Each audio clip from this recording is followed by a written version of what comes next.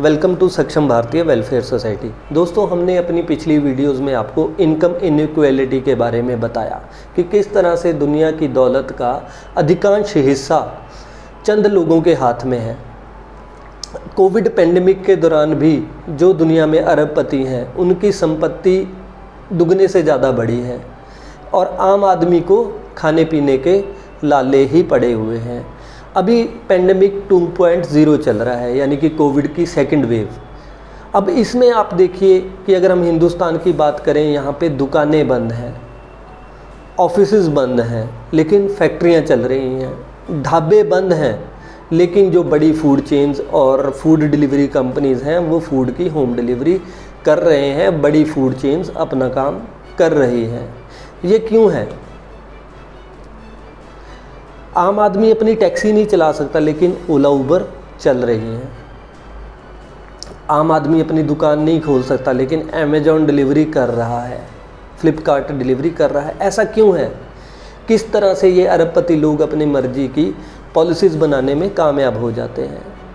अभी पिछले दिनों मैंने अखबार में एक न्यूज़ पढ़ी कि किस तरह कोविड के टाइम में जो सेंट्रल बैंक हैं दुनिया के, उन्होंने वैश्विक अर्थव्यवस्था में डालने के लिए 975 लाख करोड़ रुपया जारी किया कि इस दुनिया का जो सिस्टम है, जो निज़ाम है, वो फंक्शन करता रहे, लोगों की जेब में पैसा हो ताकि वो परचेज़ कर सकें और अर्थव्यवस्था चलती रहे।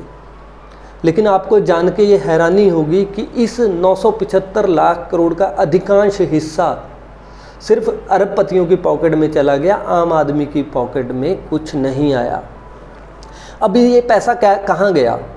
आप देखिए कि दुनिया के अरबपतियों की कुल संपत्ति 2019 में 375 लाख करोड़ थी और कोविड आने के बाद ये संपत्ति बढ़कर 975 लाख करोड़ रुपया हो जाती है। अब 975 लाख करोड़ रुपए में से 375 माइनस करें तो ये 600 लाख करोड़ रुपया ये लोग हजम कर गए और आम जनता को मिला सिर्फ कुछ हज़ार करोड़। पूरी वर्ल्ड की मैं ये बात कर रहा हूँ एक अखबार के संदर्भ से। वो न्यूज़ मैं लिंक में लगा दूँगा, आप पढ़ सकते हैं उसको। ये लोग ऐसा करने में सफल कैसे हो पाते हैं और ये पैसा फाइनेंस कंपनियों की मदद से इनकी जेबों में कैसे पहुंच जाता है? दोस्तों, इसका कारण है कि ये दीवाने खास वाले लोग हैं। इनकी पहुंच सत्ता के गलियारों में हमारे सत्ताधारियों के ड्राइंग रूम तक है। वहाँ और इनके आदमी सिस्टम के अंदर बैठे हैं जो कि ये लगवाते हैं, मोटा पैसा खर्च करके अपने आदमियों को सत्ता तक पहुँचाना वो इनका काम होता है, ताकि बाद में ये अपनी मर्जी की पॉलिसीज़ बना के आम आदमी का खून चूस सकें। अब आपको इंडिया की एग्ज़ाम्पल देता हूँ कि हमारी सरकार ने एक पैकेज अनाउंस किया, 3 लाख करोड़ रुपया एलोकेट किया medium and small scale enterprises को, यानी कि छोटी इंडस्ट्री को। बट साथ ही एमएसएमई की डेफिनेशन भी बदल दी गई और टर्म एंड कंडीशन क्या थी कि जितना आपका लोन आउटस्टैंडिंग है उसका 20% आपको नॉन कलेक्टरल लोन दिया जाएगा। अब एक आदमी का लोन 10 लाख है, उसको तो मिला 2 लाख। एक आदमी का लोन है 10 करोड़, उसको मिला 2 करोड़। अब हिंदुस्तान के अंदर 100 करोड़ वाले कितने लोग हैं? 1-2% लोग होंगे जो 100 करोड़ से ऊपर का बिजनेस करते हैं। अब 100 करोड़ वाले को तो 20 करोड़ मिल गया, यानी कि जो पैसा डिस्ट्रीब्यूट होना था 45 लाख यूनिट में, अगर इसको इक्वली डिस्ट्रीब्यूट किया जाता तो 66,66,666 रुपये हर एक यूनिट के हिस्से आते। लेकिन हुआ क्या? फिर वही इनकम इनइक्वालिटी कि जो जितना बड़ा है उसको उतना ज़्यादा पैसा मिला, छोटा तो फिर छोटा रह गया। उसको क्या फ़ायदा हुआ? इसका फ़ायदा हुआ अगेन अरबपतियों को। इस 3 लाख करोड़ में से भी 2.5 लाख करोड़ रुपया सिर्फ 1% लोगों के पास चला गया। तो देश की अर्थव्यवस्था को उसका क्या फ़ायदा होगा? आप सोच के देखिए। अब 100 करोड़ वाला तो 25 करोड़ का अनुदान लेगा और 10 लाख वाला 2.5 लाख का अनुदान लेगा, तो इनकम इनइक्वालिटी कभी पूरी होगी ही नहीं। इस तरह की पॉलिसीज़ कैसे बन जाती हैं? आप एक छोटे से छोटा टेंडर या कोई भी सरकारी पॉलिसी उठा के देखें, उसके टर्म एंड कंडीशन पढ़ेंगे तो आपको पढ़ने से ही अंदाज़ा हो जाएगा कि ये टर्म एंड कंडीशन सिर्फ एक तबके को फ़ायदा पहुंचाने के लिए डिज़ाइन की गई हैं। आप आम आदमी उसमें हिस्सा ही नहीं ले पाता। 90% पैसा हिंदुस्तान का सिर्फ 5% लोगों में बांट दिया जाएगा, तो बाकी के जो 95% लोग हैं वो क्या करेंगे? ये इनकम इनइक्वालिटी क्यों दूर नहीं होती? सत्ताधारी वादा करके आते हैं कि गरीब को अमीर बनाएंगे या गरीब को मिडिल क्लास में लेके जाएंगे, लेकिन सत्ता में पहुंचते ही वो वादे हो जाते हैं कि अमीर को और अमीर बनाना और गरीब को और गरीब करने में लग जाती है। अब अगर सरकार ये टर्म एंड कंडीशन आम आदमी के हक में बनाना चाहती तो वो ऐसा भी कर सकती थी कि जो भी इनकम टैक्स की रिटर्न भरता है, जितनी उसकी रिटर्न है उस हिसाब से उसको मंथली पैसा दिया जाता, जैसे कि यूरोप में हुआ है, अमेरिका में हुआ है, कनाडा में हुआ है। हमारे देश में ऐसा क्यों नहीं हुआ? अगर ये पैसा उस तरह से डिस्ट्रीब्यूट होता तो लोगों की परचेजिंग पावर बची रहती, लोग अपना काम कर पाते, हर आदमी की जेब में पैसा होता और मार्केट चलती रहती। आज मार्केट तो खड़ी है लेकिन फैक्ट्रियाँ चल रही हैं।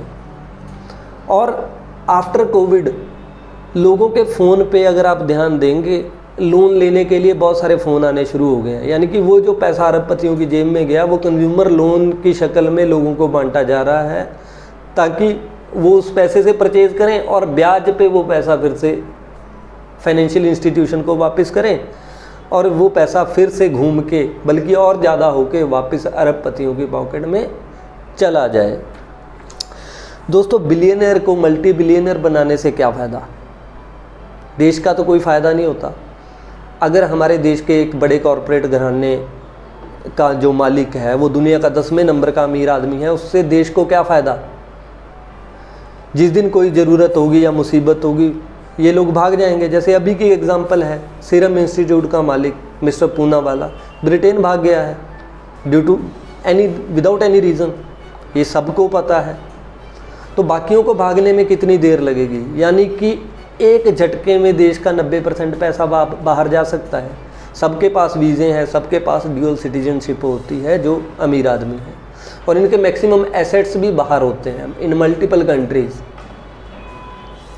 और इनकी पहुंच वहां तक होती है कि ये इनको निकलने से भी रोका नहीं जा सकता। इतने रोकने का टाइम आता है, इतने ये कहीं और जाके सेटल हो चुके होते हैं।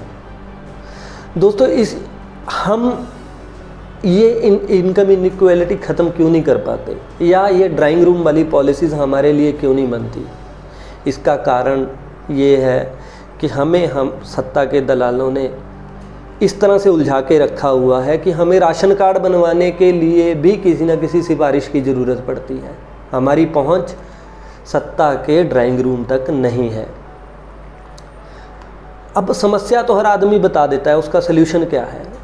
ये सल्यूशन जिस पे हमने वर्कआउट किया है वो ये है कि हम लोगों को अपनी पहुंच सत्ता के ड्राइंग रूम तक बनानी पड़ेगी। और ये कैसे बनेगी? ये बनेगी कि अगर हम आपस में इकट्ठे होते हैं और एक फाइनेंशियल पावर बनते हैं, जो मैं हमारी हर वीडियो के अंदर आपको बोलता हूँ कि हम एक छोटी छोटी कंट्रीब्यूशन से एक बहुत बड़ी फाइनेंशियल पावर बन सकते हैं दोस्तों। और ये टर्म एंड कंडीशन अपने हिसाब से बनवा सकते हैं ताकि जो पैसा हमारे लिए सरकार एलोकेट करती है वो हम पे ही खर्च हो, इंस्टेड ऑफ कि किसी अरबपति की तिजोरी में चला जाए, जो कि आज तक होता आया है। हमारी कोशिश है कि हम एटलीस्ट एक हिस्सा इस पॉपुलेशन का अपने साथ जोड़ पाएँ, और उससे जो रिज़ल्ट हम निकालें वो लोगों को जब वो रिज़ल्ट दिखाई दें तो एक मैक्सिमम जो पॉपुलेशन है वो हमारे साथ जुड़े, और ये जो पैसा हमारा वेस्ट चला जाता है, या जो अरबपति अपनी पेंटिंग्स या 2,500 हज़ार 3-3 हज़ार करोड़ के घर बनाने में खर्च कर देते हैं, वो एटलीस्ट जो लोग झुग्गियों में रहते हैं उनको पक्के मकान देने के काम आए। हमारा देश गरीब नहीं है, हमारी दुनिया गरीब नहीं है, लेकिन कुछ लोगों की भूख ने इस देश को और इस दुनिया को गरीब रखा हुआ है। इस सिस्टम को तोड़ा जा सकता है बहुत आसानी से।